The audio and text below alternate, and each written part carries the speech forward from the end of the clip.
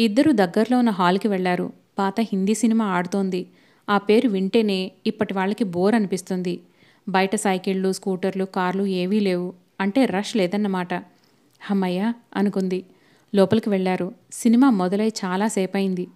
Hero హీరోయిన్లు ప్రథమ పరిచయంలో తగాదా పడుతున్నారు. విద్యాపతి ఇందిర చెయ్యి పట్టి తీసుకువెళ్ళాడు. మూలగా పోయి కూర్చున్నారు. మొదట్లో చీకట్లో అటూ ఇటు జనం కనిపించలేదు. కళ్ళు క్రమంగా ఆ చీకటికి అలవాటైన కొద్దీ ఆ సినిమా వెలుగులో జనం కనిపించసాగారు.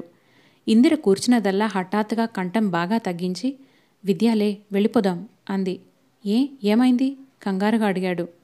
ఆ ముందు వరుసలో ఆ పెద్ద చుట్ట చుట్టుకున్న ఆవిడ మా పక్కింటి పిన్నిగారు. ఆవిడ మనల్ని చూసిందంటే అక్కకి చెప్పేస్తుంది. విద్యాపతి వెంటనే లేచాడు. ఇద్దరూ బయటకు వచ్చేశారు. అక్కడ టాక్సీ గానీ ఆటో గానీ దొరకలేదు. ఇద్దరూ నడక సాగించారు. పేమెంట్ మీద నడుస్తున్నారు. ఇంతలో నల్లటి ఫియట్ కారు ఒకటి వచ్చి వారి పక్కగా ఆగింది. అందులో నుంచి తల బయటపెట్టి, సీతాపతి గారు నడిచి వస్తున్నారేమిటి? కారేమైంది అన్నాడు. విద్యాపతి తికమకగా చూశాడు. కారా? డ్రైవర్ రాలేదు అన్నాడు. రండి డ్రాప్ చేస్తాను స్నేహపూర్వకంగా చూస్తూ అన్నాడతను. నో థ్యాంక్ యూ మర్యాదగా తిరస్కరించాడు. పర్వాలేదు రండి అంటూ వెనక డోరు తెరిచాడు. మేం నడిచి వెళ్తాంలేండి అన్నాడు విద్యాపతి. నోనో, మీరు నడిచి వెళ్తుంటే చూసి కూడా లిఫ్ట్ ఇవ్వకపోతే నాకు పాపం వస్తుంది. సీత విందంటే నా పీక నులిమేస్తుంది. రండి, మీరు ఎక్కడ దిగుతానంటే అక్కడ డ్రాప్ చేస్తాను. సరేనా అన్నాడు. అతను వదిలేట్టులేడు. విద్యాపతి ఇందిరవైపు చూశాడు. ఇందిర పదమన్నట్టు చూసింది. కారులో ఎక్కబోయే ముందు ఇందిరని పరిచయం చేశాడు. నా కజిన్ పేరిందిర. ఇందు ఇతను భానుమూర్తి అని మా బిజినెస్ పార్ట్నర్ గారబ్బాయి అంటూ పరిచయం చేశాడు. ఒకరికొకరు నమస్కరించుకున్నారు. అతను సభ్యతగా చిరునవ్వు నవ్వుతున్నా అతని కళ్ళు క్షణంసేపు నిశితంగా ఇందిరని పరిశీలించాయి. అతను కారు డ్రైవ్ చేస్తున్నంతసేపు వ్యూ మిర్రర్ లోపల ఇందిరని విద్యాపతిని పరిశీలనగా చూస్తూనే ఉన్నాడు. అతను ఇందిర వాళ్ల ఇంటి సందులో దింపి వెళ్ళాడు. ఇల్లెక్కడా? ఇంటి దగ్గర దింపుతాను అన్నాడు. వద్దొద్దు, ఇక్కడ చాలు అంది కంగారుగా. అతను అక్కడ దింపి వెళ్ళిపోయాడు. నేనిక వెళతాను అంది ఇందిర. గుడ్ నైట్ ఇందు అన్నాడతను. ఇందిర తెచ్చిపెట్టుకున్న నవ్వుతో అంది. చూసావా విద్య, హాస్పిటల్లో నేను డిశ్చార్జ్ అయ్యే రోజున నువ్వేమన్నావు? ఈ లోకం సువిశాలమైనది, ఎక్కడైనా కలుసుకోవచ్చు అన్నావు. ఇప్పుడు తెలిసిందా ఈ ప్రపంచం ఎంత చిన్నదో? మనకి ఒంటరితనం ఎక్కడ దొరుకుతుంది చెప్పు? విద్యాపతి ఇందిర మాటల్ని ఖండించలేదు, ఆమోదించనూ లేదు. దూరం నుంచి బస్సు వస్తోంది. ఆ బస్సును చూడగానే అతను, నేను వెళతానిందిరా, ఈ బస్సు అటే వెళుతుంది అన్నాడు. బస్సులో ఎందుకు? ఆటోలో వెళ్ళు. ఆటో ఎందుకు దండగా? బస్సు వచ్చిందిగా, ₹1/2 వెళ్ళిపోవచ్చు. అతను అంటుండగానే బస్సు వచ్చేసింది. గుడ్ నైట్ ఇందిరా అతను అనేసి గబాల్న బస్సు ఎక్కేశాడు. బస్సు నిండా జనమున్నారు. ఆ జనంలో కలిసిపోయిన అతను ఇందిరకి కనిపించలేదు. చెయ్యి ఉప్పటానికి ఎత్తిన ఇందిర సందేహంగా ఆగిపోయింది. ఇందిర ఇంటికి వచ్చి మంచం మీద బోర్లా పడింది. ఎంతో అలసటగా ఉంది. విద్యాపతి కనిపించాడనే ఆనందమే లేకుండా పోయింది. ఇందిరకి సాయంత్రం జరిగిన సంఘటనలన్నీ కళ్ల ముందు కదిలాయి. అతనికి ఎవరు కనిపించినా సీత కబుర్లే. ఆ సుబ్బారావు గారు సీతాపతి అంటూ పిలిచిన వైనం గుర్తుకు వస్తే తేళ్లు జరులు పాకినంత కంపరంగా ఉంది. ఈ విధంగా అయితే అతను తను కలవటం ఎంత కష్టం! తన జీవితం ఎలా గడుస్తుందో కదా! విద్యాపతికి తన మీద ప్రేమ రవ్వంత కూడా తగ్గని మాట నిజమే. కానీ ఆ ప్రేమ తనకి ఏమీ ఆనందం ఇవ్వలేకపోతోందే. తను కూడా అతనికంతే. ఇలా ఎన్నాళ్ళు? దీనికి పరిష్కారం ఏమిటి? విద్యాపతి సీత బంధం నుంచి విముక్తి చెంది వస్తే గాని దీనికి పరిష్కారం కుదరదు. రేపు తను అదే అడిగేస్తుంది. రేపు తనకతను కనిపిస్తాడా? ఆ వెధబస్సు రావడంతో హఠాత్తుగా వెళ్ళిపోయాడు. రేపటి గురించి ఏమీ అనుకోలేదు. అతను ఆటోలో వెళ్ళమంటే వెళ్ళలేదు. ఇందిర నిట్టూర్చింది. విద్యాపతి మొదటి నుంచి అంతే. తన కోసం ఎంతైనా ఖర్చు పెడతాడు, అతని కోసం పెట్టుకోడు. అదేమంటే నేను కష్టపడగలను అంటాడు. ఇందిర మర్నాడు సీతను వదిలేస్తాడా లేదో అడగటానికి తీర్మానించుకుంది. మర్నాడు విద్యాపతి ఫోన్ చేశాడు. సరిగ్గా ఇందిర ఆఫీస్ నుంచి ఇంటికి వెళ్లే టైంకి వస్తానని, కొద్దిసేపు ఎక్కడైనా కూర్చోవచ్చునని చెప్పాడు. ఇందిర అంత ఉత్సాహం చూపించలేదు మొదట. ఫైల్స్ చూస్తూ ఈరోజు ఏమైనా సరే ఇదేమిటో తేల్చేసుకుంటాను అనుకుంది. సాయంత్రం అయింది. ఇందిర బయటికి వచ్చింది. కానీ అక్కడ విద్యాపతి లేడు. ఇందిర బస్టాప్ దగ్గర చూస్తూ నిలబడింది. ఎన్ని బస్సులు వస్తున్నా ఎక్కకుండా ఎవరికోసమో ఎదురు చూస్తున్నట్టుగా నిలబడి ఉంది. ఇందిరను గమనించిన 2 కుర్రాళ్ళు విజిల్ మీద పాట పాడుతూ దగ్గరగా వచ్చి నిలబడ్డారు. ఇందిరకి భయం వేసింది. వెంటనే ఆటోని పిలిచి అందులో ఎక్కి కూర్చొని ఇంటికి వచ్చేసింది.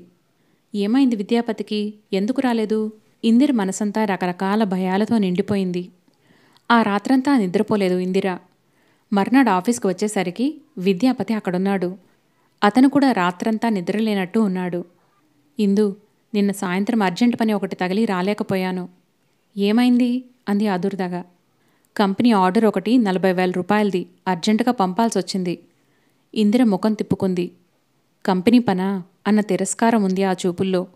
బ్యాంకులోకి అందరూ వస్తున్నారు. నేను సాయంత్రం వస్తాను అతను చెప్పాడు. నాకు పనుంది, తిరస్కరించిపోయింది. ప్లీజ్ కాదనకు అనేసి అతను వెళ్ళిపోయాడు. ఇందిర ఆ పగలంతా మనసు పనిమీద లేనట్టే గడిపింది. సాయంత్రం వస్తానంటున్నాడు. తను ఉండకూడదు. కంపెనీ పనట. ఎంతైనా అతనికి ఆ వ్యవహారాల మీద ఇంట్రెస్ట్ ఉంది. ఇందిరకు ఎలాగో ఉంది.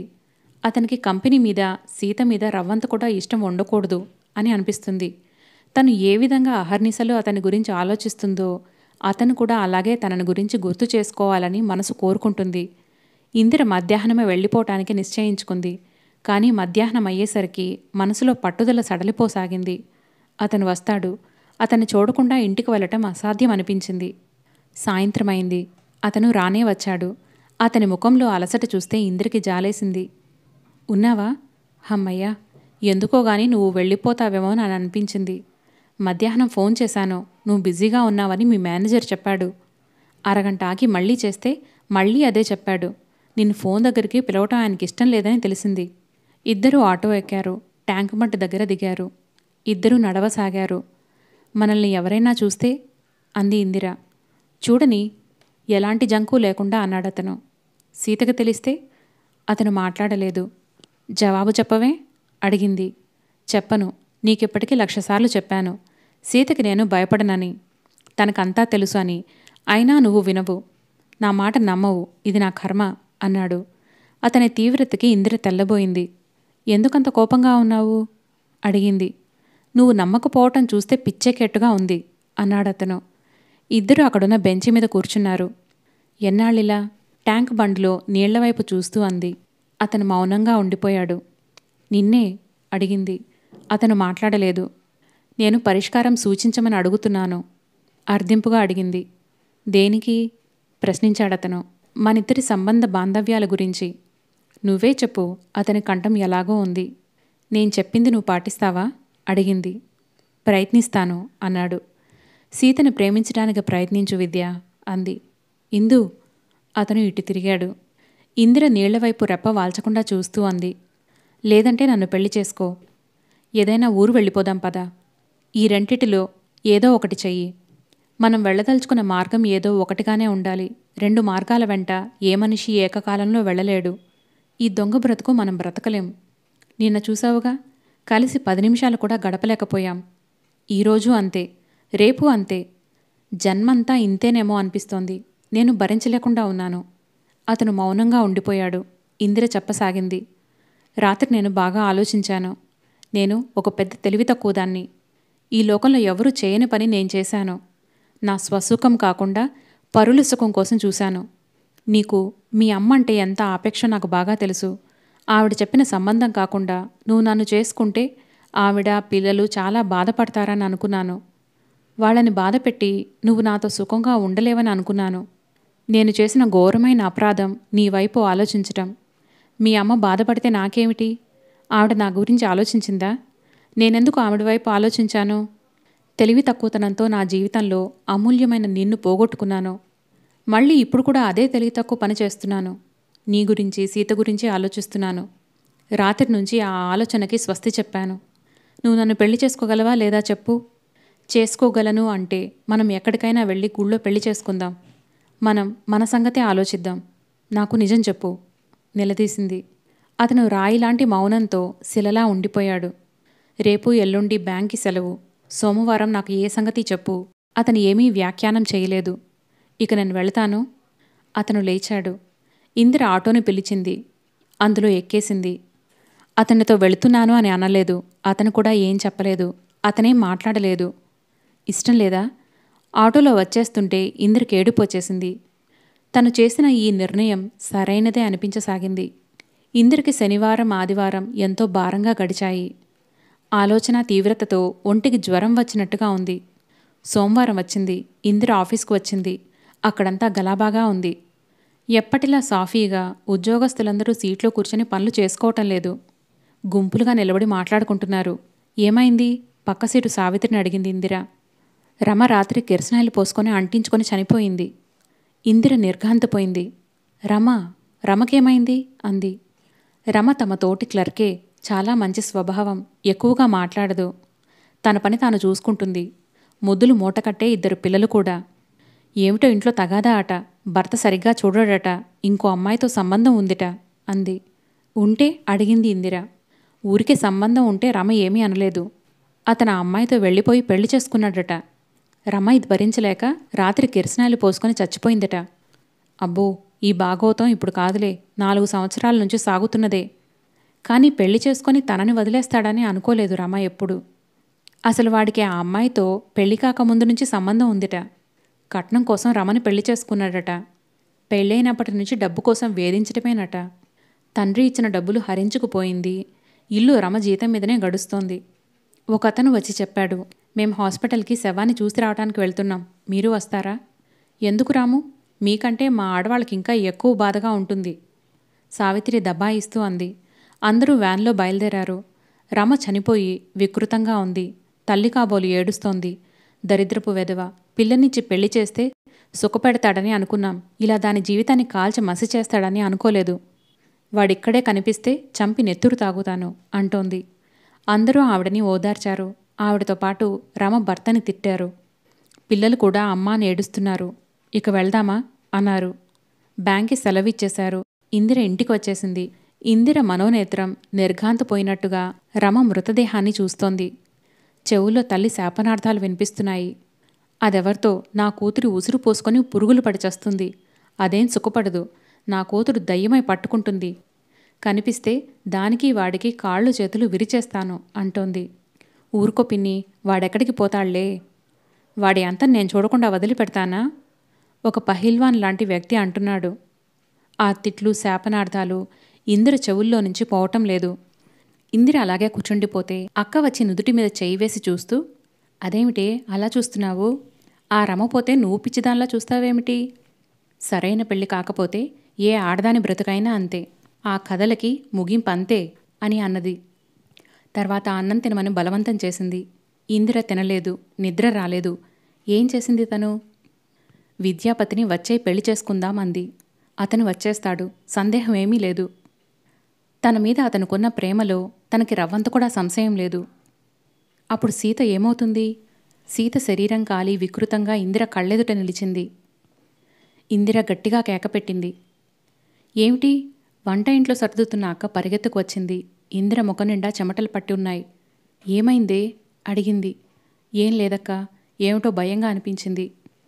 అక్క ఇందిరను వింతగా చూసింది. భయమేస్తోందా? నేను దగ్గర పడుకోనా అంది.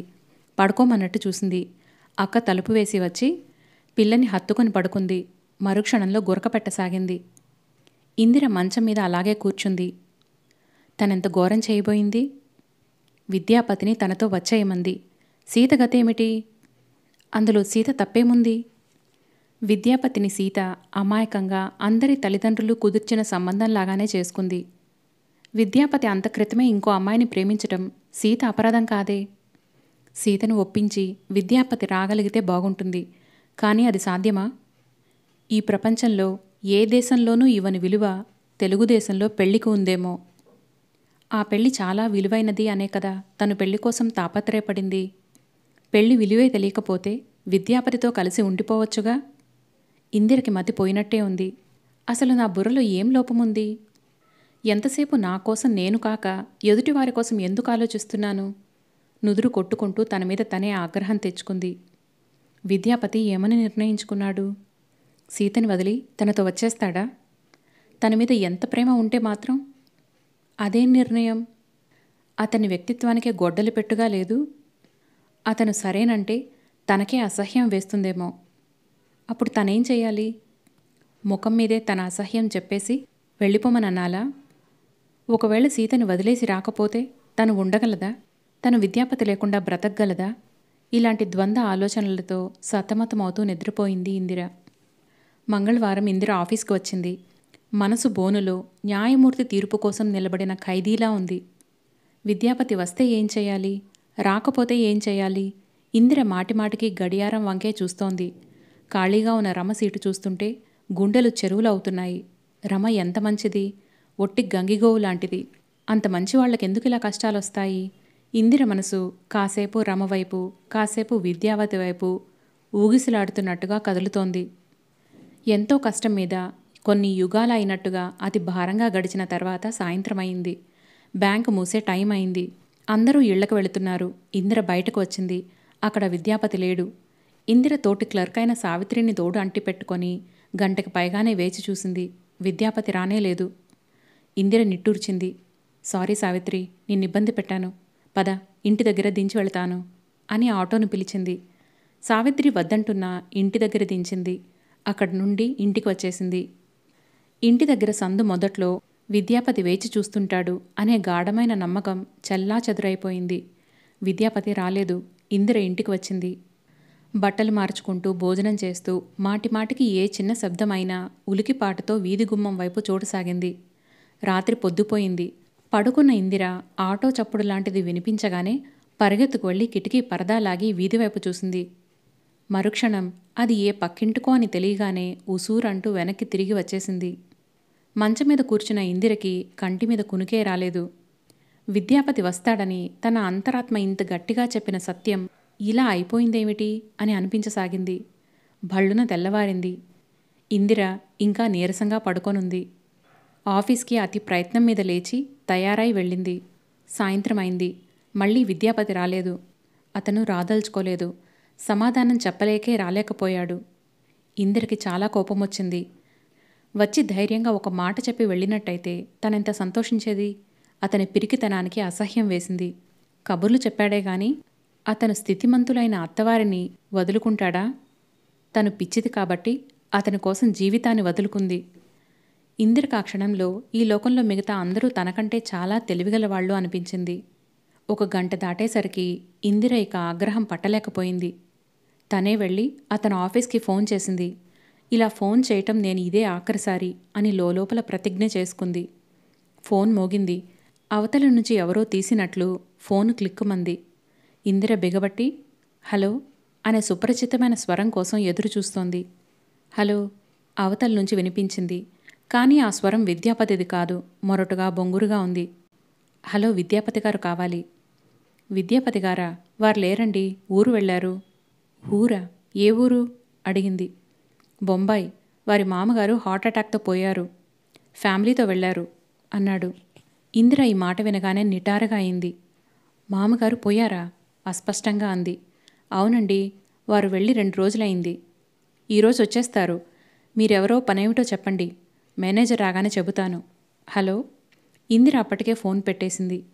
లేరండి, వారి మామగారు హార్ట్అటాక్తో పోయారు. ఫ్యామిలీతో బొంబాయి వెళ్లారు. ఆ మాటలే వినిపిస్తున్నాయి. సీత తండ్రి పోయాడా? విద్యాపతి సీతని తీసుకుని బొంబాయి వెళ్ళాడా? ఇందిరకి ఎలాగో ఉంది. వచ్చి సీటు దగ్గర కూర్చుంది. ఫైల్లో అంకెలు కనిపించలేదు. ఆ ఫైల్లో బొంబాయి కనిపిస్తోంది. అక్కడ సీతని ఊరడిస్తున్న విద్యాపతి కనిపిస్తున్నాడు. సీత తల అతని భుజం మీద ఆని ఉంది. సీత ఏడుస్తోంది. విద్యాపతి చెయ్యి సీత తలని నిమురుతోంది. సీత, ఎడవకు ప్లీజ్. డాడీ తిరుగుతూ పోయారు. ఆయన ఎంత అదృష్టవంతులు. నువ్వు పెద్దదానివయ్యావు. ఆయనకి ఇంక చింతేముంది చెప్పు. ఎడవకు. ఇదిగో ఈ కాఫీ కాస్త తాగు. మంచిదానివి కదూ. నా మాట వినువు. కాఫీ తాగకపోతే నా మీద ఒట్టే. అతను బలవంతంగా తాగిస్తున్నాడు. ఒక గుక్క తాగిన సీత అతని వైపు బేలగా చూసింది. ఏమండి? ఆ కళ్ళల్లో నీళ్లు తిరిగాయి. సీత. అతను ఆ తలని గుండెకి అదుముకున్నాడు. సీత అతని గుండెల్లో ఒదిగిపోయి ఏడుస్తోంది. మిమ్మల్నేనమ్మా, మేనేజర్ గారు పిలుస్తున్నారు.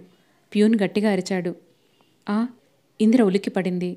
తనని తాను సర్దుకుని లేచి అతని వెంట నడిచింది. ఇందిర కళ్ళకి మేనేజర్ గారి రూపం మాత్రమే కనిపిస్తోంది. ఆయన ఏం మాట్లాడుతున్నాడో అర్థం కావటం లేదు. ఇందిర మరో గంట మేనేజర్ చేత చివాట్లు తిని ఒంట్లో బాగాలేదని సెలవు పెట్టి ఇంటికి వచ్చేసింది. 10 రోజుల అనంతరం సీత ఇంట్లో లాయర్ గారు కూర్చొనున్నారు. విద్యాపతి టేబుల్కి ఆనుకొని నిలబడి ఉన్నాడు. సీత కుర్చీలో కూర్చొనుంది. లాయర్ గారు దస్తావేజు కట్టలు జాగ్రత్తగా మళ్లీ కడుతూ, సీతమ్మ తల్లి, అది విషయం. మీ నాన్న స్వార్జితమైన ఈ ఆస్తి నీకు పుట్టబోయే పిల్లలకి చెందుతుంది. మీరుభయులు బ్రతికుండగా దానిమీద ఐవేజు అనుభవించటం మినహా అమ్మటానికి దానం చేయటానికి వీల్లేదు అన్నాడు. సీత రెప్పపాటుగా విద్యాపతి వైపు చూసింది. అతని చేతులు కట్టుకొని నిలబడి అందర్నీ చూస్తున్నాడు. సరేలేండి, వినిపించారుగా అంది లాయర్ గారు అందిస్తున్న దస్తావేజులు అందుకుంటూ. సీతమ్మ తల్లి, ఇంకో విషయం కూడా చెబుతాను. మీ నాన్న నువ్వు పుట్టకముందు మీ బాబాయ్ కొడుకు వరప్రసాదాన్ని పెంచుకున్నాడు. అతనిప్పుడు తనకి వాటా ఉందని దావా వేస్తాడట. రంకెలు వేస్తున్నాడు. కాస్త మీరు జాగ్రత్తగా ఉండాలి అన్నారు. వేయనివ్వండి అంది నిర్లక్ష్యంగా. సీత దస్తావేజులు తీసుకొని బీరువాల భద్రపరచడానికి వెళ్ళింది. ప్లీడర్ గారు వెళ్ళిపోతూ ఆగి విద్యాపతి భుజం మీద చెయ్యి వేస్తూ, సీత ఆడపిల్ల, ఇంతవరకు తండ్రి చాటను పెరిగింది. అందరూ గద్దల్లా కాచుకొని ఈ ఆస్తి ఎట్లా కాజేయటమా అని చూస్తున్నారు. ఇక నుంచి నువ్వే ఈ ఆస్తికంతటికి పెత్తందారివి. జాగ్రత్తగా చూసుకోనాయనా. చూడు, ఈ ధనముందే దీన్ని సంపాదించడం కష్టం కాదు, జాగ్రత్తగా కాపాడుకోవటమే ఎక్కువ కష్టం. అమ్మా సీతమ్మ తల్లి, నేను వెళ్తున్నాను. ఏదైనా అవసరం ఉంటే కాకితో కబురు పంపు. రెక్కలు కట్టుకొని ఎగిరి వస్తాను. నువ్వేం భయపడకు, నేనున్నాను అన్నాడు. సీత కళ్లల్లో లీలగా తడిమెరిసింది. అలాగే బాబాయ్ అంది. సీత తండ్రిపోయిన శ్రాద్ధకర్మలు చాలా ఘనంగా జరిపించింది. తల్లి సుస్థి మనిషి అయిపోయింది. ఆవిడనే సీత చూడాలి. సుభద్రమ్మగారు మాత్రం సీతని కన్నతల్లి కంటే ఎక్కువగా చూడసాగింది. సీత అంటే ఆమెకి ప్రాణం.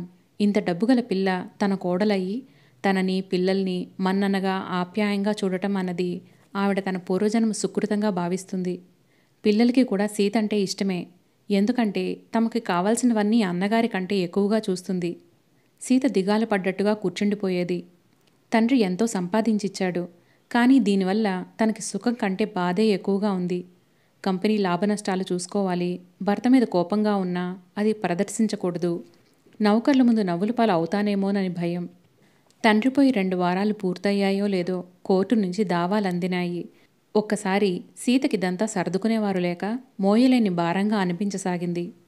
ఆ రోజు తండ్రి పోయాడని బొంబాయి నుంచి ఫోన్ వచ్చిన రాత్రి తనెలా మర్చిపోగలుగుతుంది? ఆ రోజు ఇంట్లో ఎంత భీకరమైన యుద్ధం. విద్యాపతి తనని డైవర్స్ ఇమ్మని అడిగాడు. సీత నిర్ఘాంతపోయింది. నేనేం తప్పు చేశాను అంది. విద్యాపతి జవాబు చెప్పలేకపోయాడు. సీత నిలదీసింది. ఇందులో నీ తప్పేం లేదు సీత, తప్పంతా నాదే. నిన్ను పెళ్లి చేసుకొని అందరి భర్తలా ప్రేమించలేకపోవటం నాదే తప్పు. నేనిప్పుడు మిమ్మల్ని ప్రేమ భిక్షేమీ అడగటం లేదే కోపంగా అంది సీత. సీత, మీ ఆనందానికి కూడా అడ్డు రావటం లేదు. ఇందిరని తీసుకొని మీరు షికార్లు చేస్తున్నారు, హోటల్స్కి వెళుతున్నారు, సినిమాలకు వెళుతున్నారు. ఆ అమ్మాయికి ఉద్యోగం ఇక్కడికి ట్రాన్స్ఫర్ అయ్యేలా చేశారు. ఇల్లు వచ్చేలా చేశారు. జ్వరం వస్తే హాస్పిటల్లో ఉండి సేవలు చేశారు. నేనెప్పుడైనా ఏమైనా అన్నానా అంది. అనలేదు. మరి అదంతా భరించాను. ఎందుకు? నాన్న కోసం కాదు. నాన్న కోసం కాదు, నా కోసమే. మీరు నన్ను చూడకపోతే లోకం నన్ను చూసి ఎంత దురదృష్టవంతురాలు అని నవ్విపోతుందేమోననే భయంతో భరించాను. చిన్నప్పటి నుంచి నేను అదృష్టవంతురాలిగా పేరు పొందాను.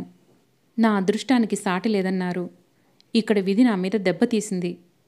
ఈ దెబ్బ తగలనట్టు లోకానికి తెలియకుండా గుంబనంగా బ్రతుకుతున్నాను. నా ఈ గౌరవం నాకంటే మీకంటే కూడా నాకు చాలా ఎక్కువైనది.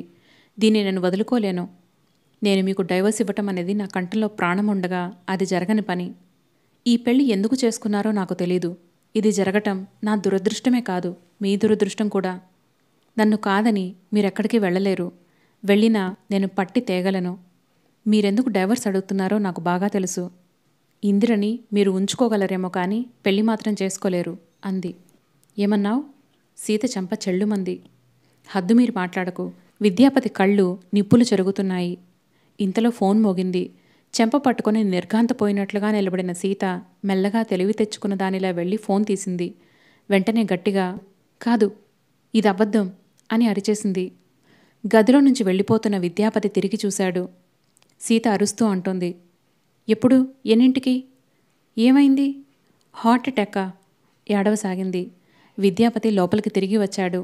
టెలిఫోన్ వదిలేసి ఒక్కసారిగా ఏడుస్తూ ఇదంతా అబద్ధం అని అంటున్న సీతని విచిత్రంగా చూశాడు. ఏమిటి? ఏమైంది అని అడిగాడు. నాన్న పోయారట. విద్యాపతి ఫోన్ తీసుకున్నాడు.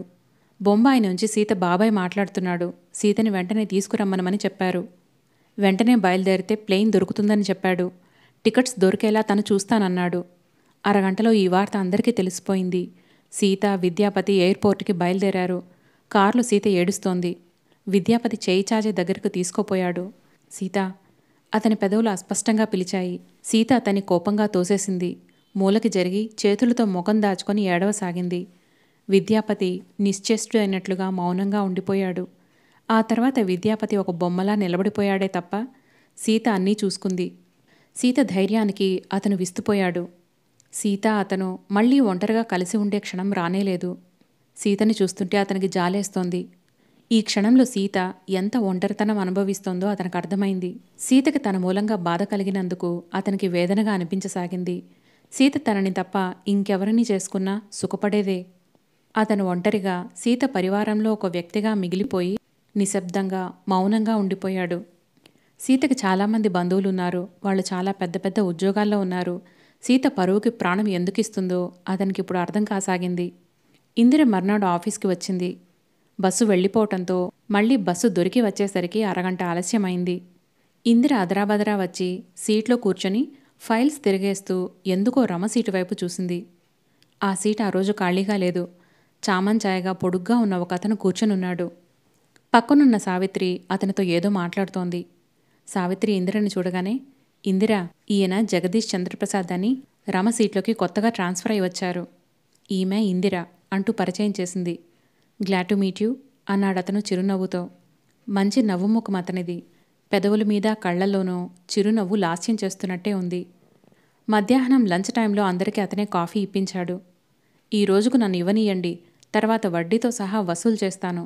ఆ మాటకి వస్తే నా మనస్తత్వమే అంత బ్యాంక్ మనస్తత్వం.